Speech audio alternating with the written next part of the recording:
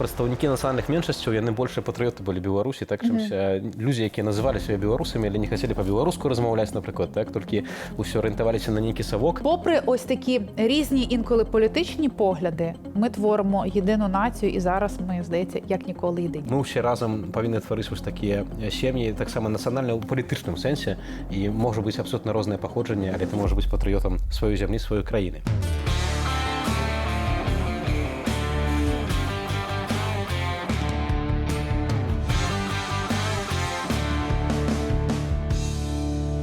Вітаємо вас! Це «Безвіз» – програма, у якій ми без цензури та без кордонів обговорюємо важливі для наших країн теми. Віта Вціпчик. І Тетяна Іванська, господарства. Ми ведаем, што нас глядзяць і беларусы з Беларусі, і украінцы з Украіны. Але, дарэчы, не толькі. Тут ёсць такое трошкі перакрыжаванне, таму што ведаю, што беларусы з Украіны нас глядзяць і украінцы з Беларусі. Вось, то бок людзі, якія жывуць у суседніх краінах, можа таксама самыя праз сваю ідэнтычнасць, праз сваё іншае грамадзянства робяць такі пэўны ментальны бязвіз, як мы з табою. І вось мне здаецца, што вартыя гэтыя людзі таксама нашай увагі, і важна таксама гаварыць і пра нацыянальныя меншасці. Бо і ў Беларусі, і ва ўкраіне ёсць таксама прадстаўнікі іншых народаў, якія, дарэчы, спакон вякоў так жывуць на беларускай ці на ўкраінскай зямлі, і таксама якія з'яўляюцца громадянами своїх країн. І частиною суспільства, і будують так само і культуру цієї країни, і роблять свій внесок в цю культуру. Тому що, якщо ми говоримо, наприклад, про національні меншини України, то я згадую кримських татар з їхнім внеском, з їхньою культурою. Ми можемо згадати, скільки... От, ти знаєш, я зовсім нещодавно дізналася, що переважно люди з Маріуполя, вони тікали до Греції, тому що там... Вони мають грецьке походження. Так, вони мають грецьке походження. І там ось там також нацменшина грецька була. І мало хто про це знав, насправді, до початку війни в Україні. І насправді ось ці вкраплення, напевно, в саму українську націю, тому що навіть попри те, що це національні меншини, вони є так чи інакше українцями. У політичному сенсі, принаймні. Так, вони створюють ось цю, знаєш, ось цю українську націю, вони її збагачують, вони її наповнюють, вони з нею діляться чимось своїм. Тому що я, наприклад, коли ми говоримо там про українські страви, мене питають. До речі, от буквально, я знаю, наші колеги будуть їхати, і Віта буде їхати, і от ми говорили про те, чим би я могла пригостити, там українська страва. Звичайно, що це борщ. Звичайно, що це борщ, голубці. Але я так само вже додаю до того, що це кримсько-татарські чебуреки. Я так само, наприклад, коли мене питають, куди в Києві піти смачно поїсти національної кухні, я раджу кримсько-татарські ресторани. Тому що це смачно і тому що це теж воно десь українське. Відиш, цікаво, що у нас практично люстрана ситуація, тому що у Білорусі здавна живуть так само свої татари, які у свій час альбо з Орди Золотої, альбо з Криму так само з'явилися Великим князем Литовським на запрошення великих князів. І вони так само вельми моцно попливали, наприклад, на національну кухню. Бачимо, що ось татари різні мають таку певну таку кулінарну експансію, так? І, наприклад, колдуни, які з'явилися у Білорусі, одна з версій, що мене передусім від їх, так само, окрім того, що татари робили свою, були такою моцною мусульманською шляхтою у ВКЛ, яны таксама былі добрымі агароднікамі ў залежнасці ад стану, і тое, што ў Беларусі там суперпапулярныя гуркі, гэта таксама нібыта ад іх паходзіць. Коротка кажучы, калі гаворым менавіта пра нацыянальныя меншасці, яшчэ вось толькі момант хацелася б яшчэ згадаць габрэяў, таму што жарт, але не жарт, а правда, што ў Беларусі нарадзілася значна больш прэзідэнтаў Ізраілю, чым прэзідэнтаў Беларусі. І, дарэчы, больш хіба што, чым прэзідэнту самога Ізраілю ў Ізраілі. Так, то бок з Беларусі больш.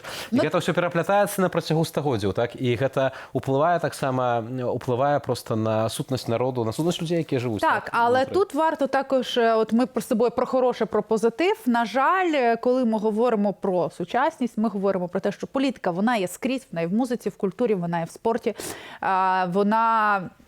вона в школах навіть вже є. І от коли ми говоримо про національні меншості, я не знаю, як в Білорусі про національні меншини. У нас, звичайно, є зараз певне ставлення до росіян, які, на жаль, на першому місці, але знову ж таки росіяни на першому місці в Україні по чисельності, тому що ми пам'ятаємо, скільки людей виморило голодом Росія, скільки людей вивезла, скільки катувала, скільки кримських татар забрала з їхньої батьківщини, вивезла в товарних вагонах і на їхні місця заселила росіян, і саме тому, напевно, їх більшість. І також маємо ми певні проблеми, там, наприклад, Ти знаєш, що з Угорщиною, то що у нас там на Закарпатті є люди, які мають подвійне громадянство. І я тобі скажу, що в Берегово не завжди, не те, що почуєш українську мову, в Берегово не розуміють української мови. От в мене було 2 випадки, коли просто я в магазині не могла поговорити з людиною, і людина кликала свого сина, який вчився в школі українській, щоб він мене переклав.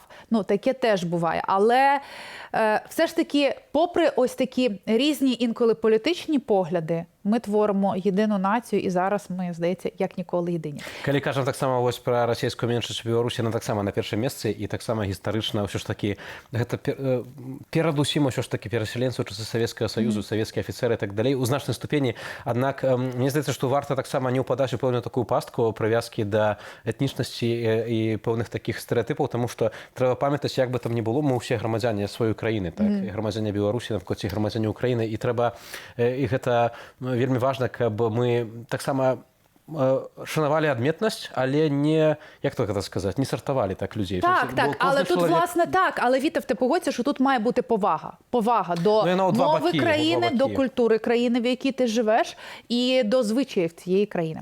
Вось менавіта пра нацыянальныя меншасці, якія здаўна жывуць у Беларусі, сёння таксама хацелі пагаварыць, сюжэт вашай увазе. Нацыянальныя меншасці ў Беларусі. Нашая зямля славіцца гісторыяй мірнага суіснавання розных традыцыяў, веравызнанняў і культураў. Не дзіва, што першая ўстаўная грамата БНР была адрасаваная да народаў Беларусі, а ў міжваеннай БССР было ажно 4 дзяржаўныя мовы. Поруч з тытульнай польская, расейская ды гідыш. Пачнем аповед ад тых, хто на працягу стагоддзяў найбольш адрозніваўся ад продкаў беларусаў, габрэяў і татараў. Прадстаўнікі абодвух народаў масава з'явіліся ў Беларусі ў часы Вітаўта. У заходняй Еўропе былі ганенні, а вялікі князь літоўскі выдаў габрэям адмысловыя прывілеі, яны сяліліся ў гарадах па ўсім вялікім княстве. У канцы 15 стагоддзя была і ў нас ганебная спроба выгнання гэтага народу, а праз 2 вякі мноства юдэяў Літвы сталі ахвярамі маскоўскіх акупантаў і казакоў Хмяльніцкага. Аж да канца 18 стагоддзя асноўным цэнтрам габрэяў ВКЛ было Берасце, пазней Вільня. У 20 стагоддзе нацысты знішчылі большую частку беларускіх юдэяў, а з распадам СССР мноства габрэяў выехала ў Ізраіль. Таму там ладзяцца беларускія акцыі, а жаўнеры Цагаль дасылаюць вось такое прывітанне з Газы. Сёння габрэяў у Беларусі 0,1%. Літоўскія татары альбо ліпкі яшчэ ў часы вялікага князя Гедзіміна, іх конніца была нашым перадавым атрадам. Так у ВКЛ з'явілася мусульманская шляхта. Дарэчы, дзякуючы нашым татарам беларуская мова можа пахваліцца 3-м альфабетам арабіцай. Менавіта так, вяззю, але па-беларуску запісаныя старыя татарскія тэксты аль-кітабы. Этнічны сцяг нашых татараў таксама бел-чырвона-белы, з мусульманскімі зоркай і паўмесяцам. Сёння ў Беларусі больш за 8 тысячаў татараў. У нашай краіне кампактна пражываюць стараверы, нашчадкі ўцекачоў дысідэнтаў з Масковіі. Калі казаць пра сучасных расейцаў, то ў Беларусі гэта першая нацыянальная меншасць 7,5%. Услед ідуць палякі больш за 3%, на 3-м месцы украінцы, няпоўныя 2% у тым ліку аўтахтоны на Берасцейшчыне. У 20 стагоддзі савецкі таталітарызм поруч з беларусамі надзвычай моцна пераследаваў менавіта польскую меншасць. У 37 годзе НКВД правёў так званую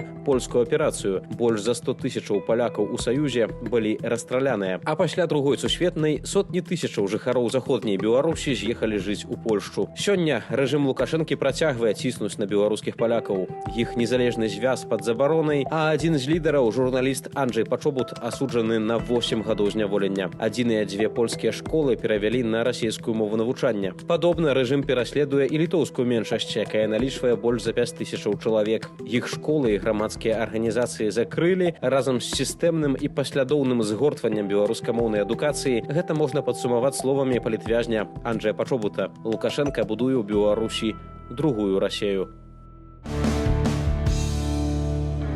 Відверто кажучи, я не про усіх знала, тому що, знаєш, знову ж таки, це, напевно, певний стереотип, це, напевно, певне бачення, це от... Коли ти думаєш, що Білорусь, що там тої Білорусі? Вона маленька, компактна держава, де, як нам довго розповідали, хороші колгоспи, хороші дороги, ковбаса досі по 2,20, і всі чудово живуть. Так, знаєш. І якось, я навіть не думала про таке різноманіття нацменшин, які так само вкладають в культуру Білорусі. От те, що мені хочеться твою історію почути. Як ти стикався, можливо, з представниками нацменшин в Білорусі, і який внесок вони зробили в твою не освіту, а в твоє життя? Я стыкаўся акурат вельмі блізка, тому што з самага дзяцінства, паколькі я каталік, і вельмі частка маіх сяброў у Менску таксама яны вызнавалі сябе палякамі. Я, зрэшты, таксама ў дзяцінстве, напрыклад, удзельнічаў у нейкіх імпрэзах, якія арганізоўваў Саюз палякаў на Беларусі, цытаваў вершы па-польску, напрыклад, ці быў на курсах мовы, таму я з дзяцінства ўсведамляў і бачу гэта. І ведаеш, трошкі можа гэта дзіўна прагучыць, і моя мама таксама так зрэшты часам казала, што часам прадстаўнікі нацыянальных меншасцяў, яны большыя патрыёты былі Беларусі, так, чымся людзі, якія называлі сябе беларусамі, але не хацелі па-беларуску размаўляць, напрыклад, так, толькі ўсё арыентаваліся на нейкі савок. І, уласна, вось таксама чалавека, які добра рэпрэзентуе сваю польскасць, але адначасова з'яўляецца патрыётам Беларусі, я хацеў бы запрасіць да нашага эфіру. З намі на сувязі Міраслаў Капцевіч, старшыня фонду «Маладыя крэсы», а таксама нядаўна сябра рады тут у Польшчы, органу сябра рады да кантактаў з моладдзю. Вітаю вас. Добрый дзень, шановнае гаспадарства. Спадар Міраслаў, уласна, вось калі кажам пра нацыянальную меншасць у Беларусі, вы прадстаўляеце беларускіх палякаў, маладое пакаленне беларускіх палякаў. Для нашых гледачоў, таксама з Украіны, растлумачце, як гэта было вырасці ў Беларусі палякам? Ну, мне здаецца, што гэта даволі такі ўсё ж такі складаная справа. Адна справа быць палякам тут у Польшчы, калі ты знаходзішся ў большасці, другая справа гэта быць палякам у Беларусі. Нават я магу сказаць тое, што быць палякам, прадстаўніком нацыянальнай меншасці у Літве і ў Беларусі гэта зусім розныя справы. І Літва, і Беларусь у сваім часе была ў Савецкім Саюзе. Але палітыка, якую праводзіла Масква ў дачыненні нацыянальных меншасцях у гэтых нацыянальных савецкіх рэспубліках была зусім іншая. Напрыклад, у Літве Саветы дазволілі палякам мець свае школы. У найлепшым моманце палякі там мелі каля 100 школаў. Была таксама выдаваная газета «Чырвоны штандар», якая на пачатку 90-х гадоў была ўжо названа «Кур'ер Віленскі». А што адбывалася ў Беларусі? У Беларусі астатняя польская школа была зачынена ў 47-м годзе. У Беларусі праводзілася палітыка з боку Масквы, з боку савецкіх уладаў на стварэнне новага савецкага чалавека, які не меў бы ані нацыянальнай свядомасці, ані веры. Неосавет. І гэта палітыка, такая эксперыментальная, назовем гэта так, яна праводзілася і ў дачыненні да палякаў, але таксама перадусім у дачыненні да беларусаў. Вось я бачу, што спадарыня з Украіны, так? Я таксама могу сказаць, што нават палітыка савецкай дзяржавы адрознівалася на Украіне, таму што во Львове былі две польскія школы, але мы таксама ж ведаем пра тое, што ўсё ж такі во Львове амаль што ўсе гавораць на украінскай мове. Быў доступ таксама да украінскіх мовных школаў. Беларусь, скажу так, гэта быў эксперыментальная тэрыторыя, але таксама, на жаль, гэта не змянілася падчас беларускай незалежнасці. Мы мелі гэты вось маленькі кавалачак часу з 91-го года па 94-й, калі яшчэ можна было штосьці рабіць для таго, каб адраджаць польскую нацыянальную меншасць, хаця гэта было таксама цяжка.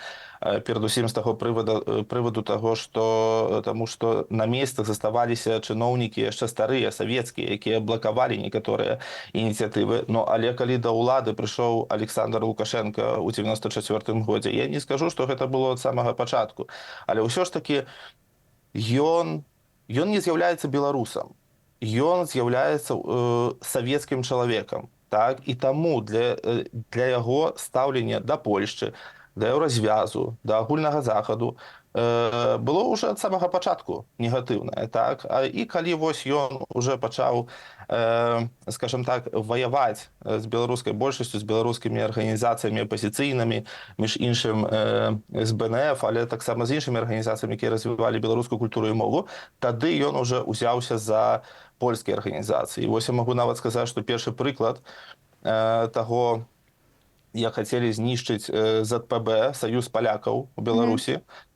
Першы такі прыклад быў у 99-м годзе. І ну, тут трэба падзякаваць таксама беларускім арганізацыям, беларускім актывістам, якія тады уставіліся за ЗПБ і рабілі ўсё, каб можна было яшчэ раз перарэгістраваць арганізацыю. Таму што праз некалькі месяцаў яны гэта не давалі зрабіць.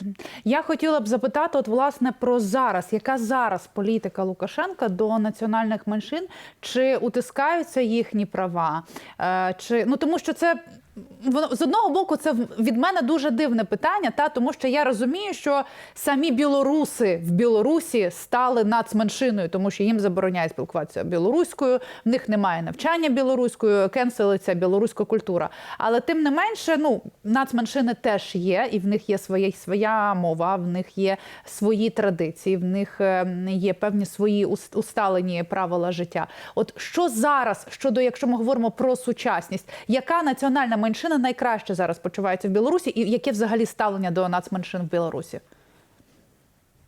Яка меншина найкраще почувається в Білорусі? Ну, мені здається, що це росіяни. Ну, на жаль. Ось для їх створені усі умови, і так як ви, спадар Радзе, сказали, що навіть білоруси, білоруська більшість почуває себе тепер у Білорусі як національна меншість.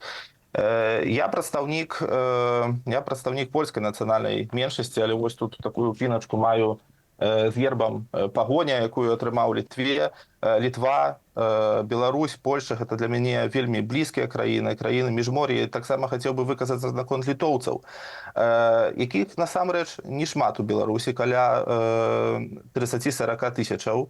Гэта афіцыйныя статыстыкі мінскага ўраду. Што адбываецца пасля 2020 года? Лукашэнкаўскія деманы, лукашэнкаўскія чыноўнікі, яны вось вызваліліся так і пачалі знішчаць усё, што толькі можна. І нават гэта закранула літоўцаў, якія таксама, як палякі, мелі вось гэтыя две свае школы. Гэтыя школы знаходзіліся ў вёсачках. Адна знаходзілася ў вёсцы Воронаўскага района, Пеляса, другая знаходзілася у раёне Астравецкім, у вёсцы Рымдзюны. Ну і што? Гэтыя вёскі былі, прабачце, гэтыя школы былі зачыненыя праз лукашэнкаўскую ўладу. Вось навіна была, даслоўна, учора мы публікавалі на нашым партале «Віртуальная Беларусь», про тое, што ліквідуюць адну з астатніх пазаўрадавых літоўскіх арганізацый, у якой дзесьці было каля 400 чалавек. І што цікава, гэтая пазаўрадавая арганізацыя, яна ніколі не была антылукашэнкаўская. Яны займаліся толькі выключна культурай, але нават калі трэба было, то і падтрымлівалі беларускія ўлады ў некаторых кроках. Але гэта іх не ўратавала. Ну а што казаць пра польскую меншасць? Так, вось я ўспомніў пра тое, што у Беларусі жыве 30-40 тысячаў літоўцаў, а палякаў нашмат больш.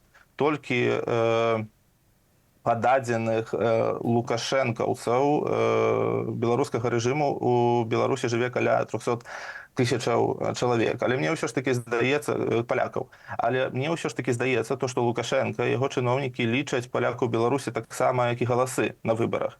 Насамрэч, і па дадзеных польскага МСЗ, палякаў у Беларусі нашмат больш. Але мы таксама, як літоўцы, мелі толькі выключна две польскія школы. Адна знаходзілася ў Валкавыску, другая ў Гродна. Ну і вось, гэтыя школы былі не так даўна зліквідаваныя, зрусыфікаваныя. Напрыклад, існавала такая арганізацыя, якая называлася «Польская маці школьная». Яна кожны год мела каля 900 выпускнікоў. Будынак яны пабудавалі ў цэнтры Гродна. Будынак быў пабудаваны за грошы польскага падатніка, але таксама за грошы французскай палоніі, французскіх палякаў. І што яны зрабілі? Яны забралі гэты будынак, зачынілі самую арганізацыю, хацелі нават па чутках аддаць гэты будынак для расійскага кансуляту, але яно відавочна штосьці не пашло. І вось цяпер перадалі гэты будынак, выкупіў ён афіцыйна беларускі бізнесмен польскага паходжання. Таму ну, няма цяпер магчымасці у Беларусі, каб польскасць развівалася, літоўскасць развівалася, якая-небудзь іншая нацыянальная меншасць апроч расійскай. Але, так як казаў на самом пачатку, расійская не меншасць, но яна адчуваецца на... Адчувае сябе як большасць, так? на Прывілеяваная. прывілеяваных умовах. Міраслаў, вось так само ёсць такое пытанне. Мы ведаем, што лукашэнкаўцы, якія русіфікуюць Беларусь, пераўтвараюць нашу краіну ў нейкую расійскую правінцыю, разам з тым увесь час вось спекулююць на такой нейкай, як то кажуць, антыпольскай карце, гавораць пра 17 верасня зрабілі дзяржаўным святам. Увесь час там у 20-м годзе, памятаю, узурпатар нагнятаў сітуацыю, што вось, маўляў, людзі пратэстуюць у горадні супраць Лукашэнкі.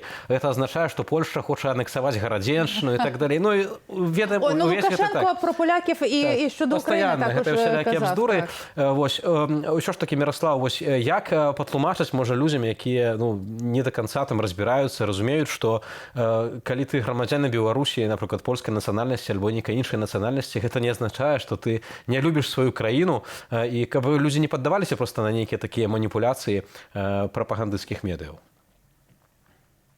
Ну, насамрэч, гэта рабіць цяпер не так лёгка, таму што мы ведаем, што ўсе незалежныя медыа ў Беларусі заблакаваныя, а перадусім прызнаныя экстрэмісцкімі медыа. Таксама вось як і спадарства, тэлебачанне Белсат. Ну, вельмі добра, што можна прынамсі вас глядзець на Ютубе, так? Але мы кажам пра такія сайты, як Свабода, ці Белсат, ці іншыя медыа. Просто людзі не маюць доступу, так? І калі моладзь можа сабе спампаваць VPN, праз VPN чытаць то, што адбываецца, то ўсё ж такі я бачу, ну, пэўныя праблемы са старым пакаленнем, сталым пакаленнем беларусаў. І, на жаль, некаторыя з іх купляюць гэтую прапаганду. Ну, лягчэй, канешне, ад гэтай прапаганды абстрагироваться, скажем так, на Гарадзеншчыне, так? Таму што беларусы жывуць побач з мясцовымі палякамі. Яны ведаюць, хто такія палякі, чым яны займаюцца, яны ведаюць, што гэта не сепаратысты, а то, што гэта сапраўдныя таксама патрыёты Беларусі. Але ўсё ж такі мне здаецца, што сітуацыя, напрыклад, можа быць іншая ва ўсходніх абласцях Беларусі, дзе польскай меншасці ці агульна іншых меншасцяў не аж так шмат.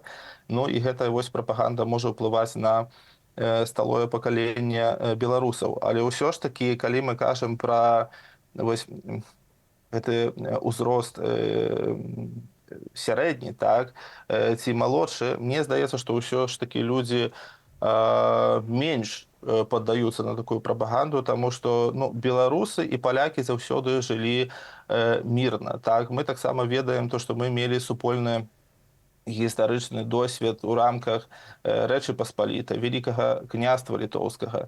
І таксама людзі ведаюць пра тое, што Польша з'яўляецца адзінай краінай, насамрэч, дзе беларуса адсюль не выкінуць. Так? Калі ён прыехаў сюды з прываду палітычнага пераследу, калі нават ён прыехаў з прываду таго, што хоча зарабіць больш грошай з эканамічных прывадаў, ён можа знайсці сябе тут, у Польшчы. Так? На жаль, ну, вось даходзяць такія чуткі, што ўсё ж такі ў Літве некаторыя людзі праходзяць падвойную рэлакацыю, то бок яны пераязджалі на пачатку ў Літву, цяпер умовы там не такія добрыя, і яны едуць у Польшчу. Так? І вось Польшча на сённяшні момант паказвае, ну, хто сапраўдны брат, хто сапраўдная сястра для беларусаў. Так. Таксама вось хочу сказаць, расейцы, так, Расія.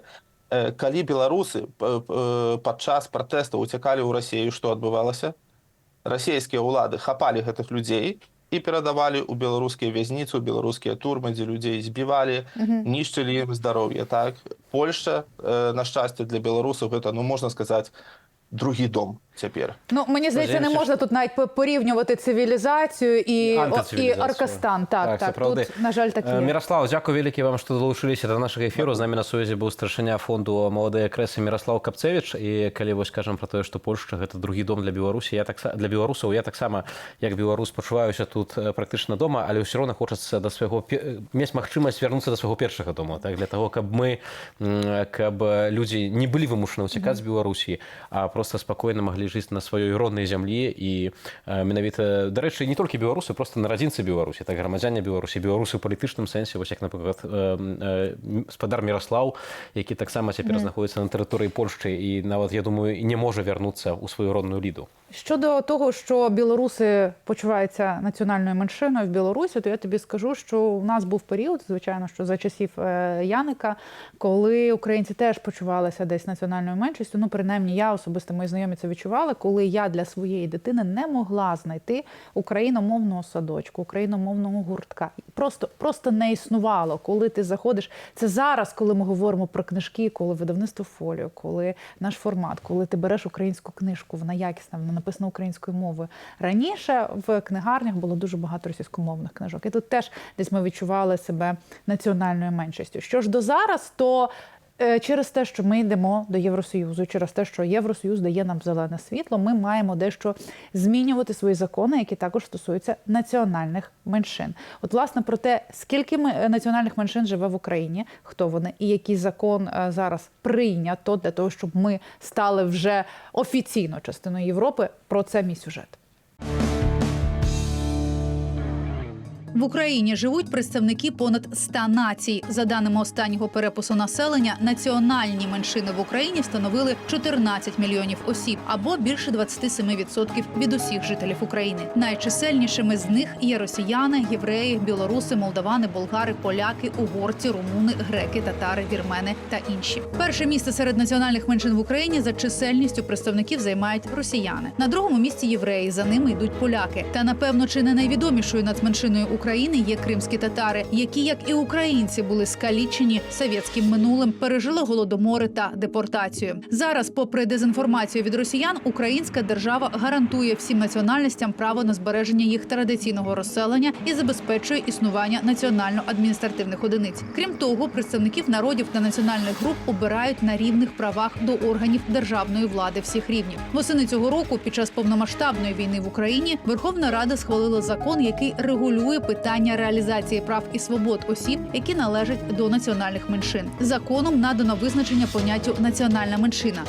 Відтепер школярам будуть надані безплатні підручники тою мовою, представниками якої нацменшини вони є. А у населених пунктах, де проживають національні меншини, дозволено буде використання їхньої мови у рекламі та інших заходах, а також під час надання допомоги. Водночас, дія закону зараз не буде поширюватися на росіян, які мешкають на території України. Тацяна, то бок я так зразумеў з гэтага сюжэту, што ўсё ж такі менавіта для нацыянальных меншасцяў, акрамя расейскай, то бок будуць нейкія таксама асаблівыя прывілеі альбо проста гарантаваныя правы. Якім чынам удалося... Так, це швидше не привілей, а гарантовані певні права. Які вынікаюць проста з правоў чалавека нават. Але калі мы кажам вось менавіта пра гэтую расійскую меншасць, як гэта ўдалося так дамовіцца, можа трошкі хітра спытаю, дамовіцца таксама з заходнімі краінамі, каб такі пункт прайшоў. Так што вось, напрыклад, для меншасці там умоўна румынскай будзе ўсё, а напрыклад для расійскай не. Ну, Вітовт, мені здається, коли тебе вбивають представники цієї нації, коли вони вбивають твоїх дітей, коли вони крадуть твоїх дітей, перевиховують більше 40 тисяч українських дітей зараз в таборах по перевихованню в Росії. Там, де їх змушують співати чужий гімн, там, де їх змушують вчити пропаганду, там, де над ними фізично знущаються і морально, розумієш, то мені здається, тут навіть питання десь до нас не стояло. Так, тому що ми захищаємо своє і ми захищаємося від цієї нації, від цих, бо з того боку на нас летять кулі і ракети.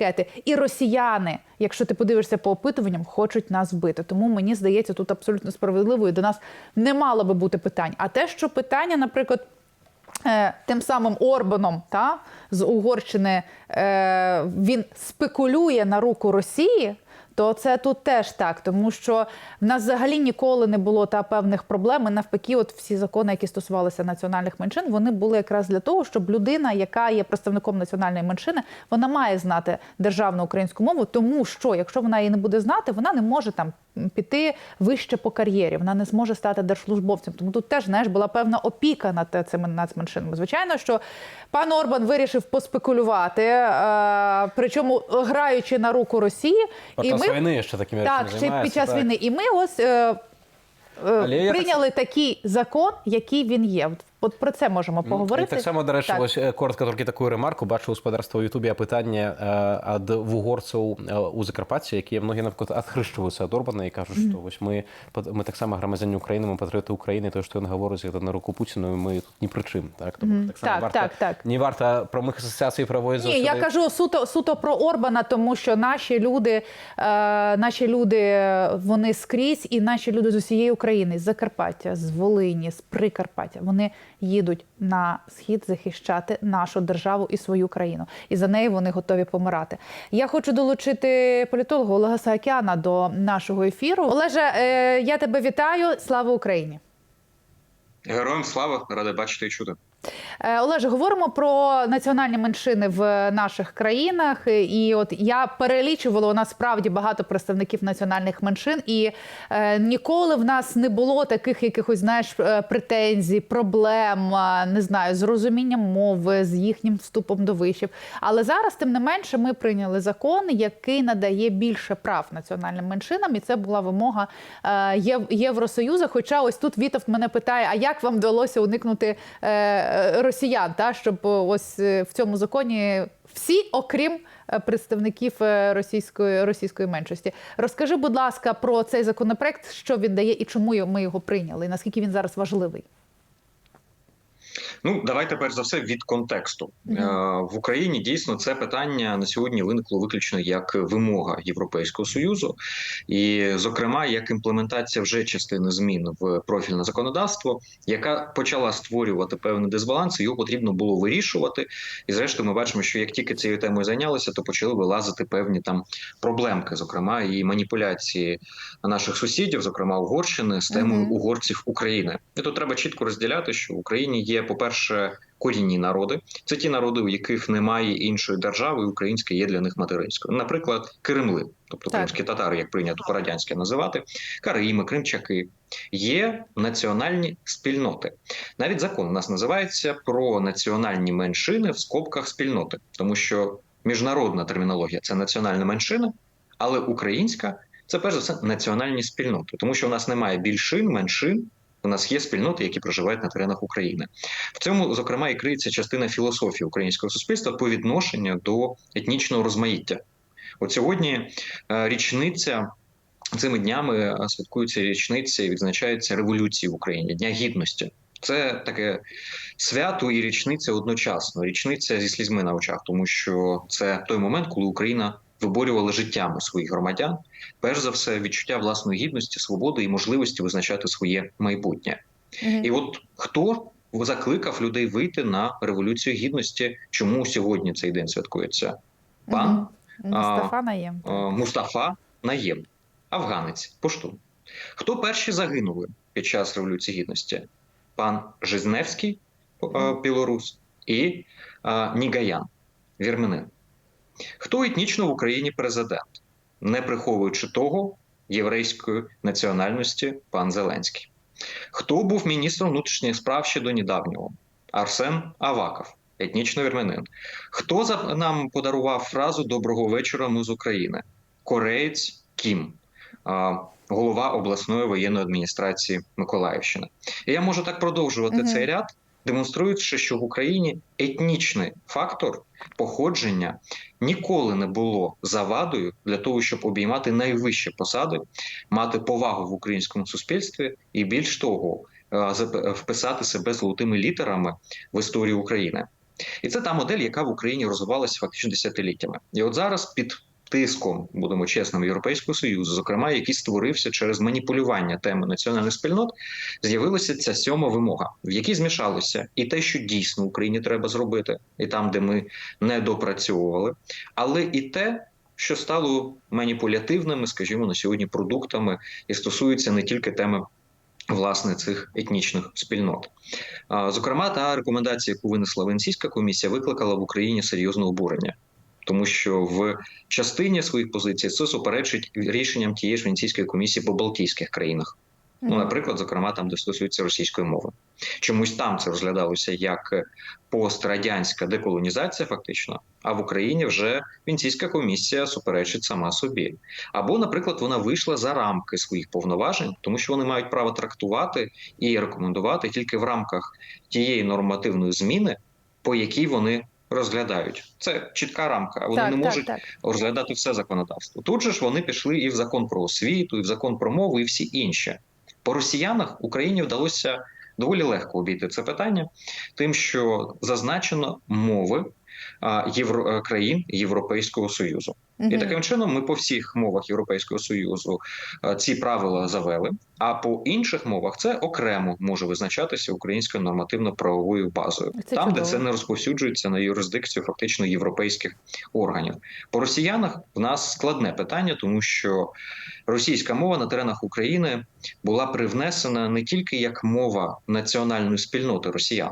Їх в нас є, і дійсно їх права Україна має захищати і гарантувати на розвиток російської мови. Якщо вони етнічні росіяни, якщо вони дійсно не володіють, не знають українською, проживають там споконвіку. Але на теренах України російська мова була привнесена як мова міжнаціонального спілкування за радянської доби, як мова офіційних документів і статусності з радянського часу. І за весь колоніальний російський час вона вносилася сюди на заміщення української через заборону української мови, тобто як продукт колонізації нас Варварською імперією по сусідству. І тому для нас російська мова на сьогодні це не тільки про питання захисту національної спільноти росіян, але це і про питання мінімізації російської мови в її статусі, який є нехарактерним і неприроднім для неї на наших теренах. Ну і мінімізація впливу, так. Спадар Олег, так, сапраўды, вось гэта такое пытанне наконт расійскай мовы, я думаю, што і ў Беларусі вольнае яно паўстане, таму што тут пытанне, як аддзяліць менавіта нейкую канкрэтна расійскую меншасць ад русіфікаваных беларусаў, так, як праз, напрыклад, нейкія расійскія школы, расійскія медыі проста не кансерваваць сітуацыю, не працягваць вось гэтую русіфікацыю, так, таксама прадстаўнікоў тытульнага народу. Думаю, што ва ўкраіне таксама з гэтым сутыкаюцца, з такой дылемай. У мяне вось такое пытанне таксама наконт вось вымогаў еўрапейскага звязу. Вы кажаце, што гэта праз спекуляцыі, я так разумею, гаворка ідзе хутчэй за ўсё пра афіцыйны Будапешт, пра Угоршчыну. На вашу думку, ці пасля выканання Украінай вось гэтых вымогаў нейкія прэтэнзіі з боку ўраду Віктара Орбана будуць знятыя, ці яны знойдуць нейкія новыя, як то кажуць, прычыны? Природа претензій Орбана, вона не лежить в площині захисту інтересів угорської спільноти в Україні. Вона лежить в полі внутрішньополітичного протистояння в Угорщині, його інтересів електоральних і в його проросійській позиції, яка почасту є ірраціональною. Ну, наприклад, один з пакетів санкцій, який приймався Європейським Союзом стосовно Російської Федерації за агресію проти України, він передбачав, як і кожному з них є певний перелік прізвищ, майже у кожному з них, які додаються до списку санкційного. І, зокрема, в одному з них було прізвище Гундяєв. І простіше в народі патріарх Кирил. Гуня. І як ви думаєте, стосовно яких прізвищ Угорщина кістьми лягла, щоб не було в списку санкційному? Саме патріарха Кирила. Інакше не проголосують санкції. Все інше не таку серйозну вагу мало для Орбана, як те, щоб Кирил не потрапив під санкції. Можливо, в Угорщині така велика православна спільнота? Ні, не така. Можливо, патріарх Кирил – це стратегічний ресурс для незалежності Угорщини? Сумніваюся. Може, ним пічі палять в Угорщині і без нього замерзнуть взимку? Ні, не Святим Духом і не проклятим духом від патріарха Кирила пічі паляться в Угорщині. І от таких моментів їх можна навести низку, в яких абсолютно очевидним стає, що позиція Орбана носить нераціональний характер, і все інше лише є приводами, виправданнями. Тому будь-що робила би Україна, у Орбана все одно скажуть, що криво, і все одно будуть намагатися до того присікатися і використати будь-який привід, або, якщо потрібно буде, і вигадають його, для того, щоб повикручувати руки. Бо це стратегічна позиція Орбана, в якій Україна лише об'єкт, на якому він її демонструє цю свою політику. Олеже, у нас лишилася буквально хвилинка, але я не можу тебе не запитати. От цей новий закон, який ми прийняли стосовно національних меншин, там де ми гарантуємо так само і підручники, і мовою тої нацменшини, та представником якої є громадянин України. Ось багато в Україні кажуть, ну так, люди не будуть знати української мови. Чи є це так? Чи цим ми не потрапляємо в певну пастку? Ну, перш за все, Україна і раніше підручники для національних спільнот випускала Так. мовами. От зараз стало питання румунської, наприклад, для молдовської меншини і для румунської в Україні меншини, тому що тепер це єдина мова згідно з рішенням Конституційного суду Молдови. Тому тут нічого нового. А от в частині дійсно мовного розмаїття і використання двох мов, і національних меншин, і національної, тут є певні претензії до тих вимог, які виставлялися в Україні, зокрема по використанню в публічному просторі мов національних меншин спільнот без використання національних мов. І тут я думаю, що будуть ще певні дебати і тертя в майбутньому, і нам прийдеться все-таки зносити певні зміни до законодавства. Хоча наразі, звісно, Україна прийняла в тому трактуванні, яке пропонується і вимагалося Європейським Союзом, тому що на кону стояло українське питання членства і подальшого розвитку на шляху євроінтеграції. Олеже, дякую тобі дуже. Олег Саакян був разом із нами на зв'язку. Ну, ось бачиш, ми, крім того, що у нас є ці нацменшини, ми ще приймаємо закони, захищаємо їх і десь справді на вимогу європейських. Я так само сподіваюся, що наша вольна Білорусь буде оказувати шанцунок і для білоруської більшості, для білоруської мови, і так само для національних меншостей, тому що всі ми разом громадяни Білорусі, і ось акурат у європейському зв'язку це добре бачно, коли абсолютно люди часто різного походження, абсолютно добре живуть у своїх державах. У перапісах європейських країн увогуле часто можна указати не одну, а нарисовано, наприклад, дві національності, коли чоловік так себе почувається. І нехай так буде, бо ми всі разом повинні творити ось такі сім'ї, так само національно у політичному сенсі, і може бути абсолютно різне походження, але ти можеш бути патріотом своєї землі, своєї країни. Слава Україні! Живе Білорусь!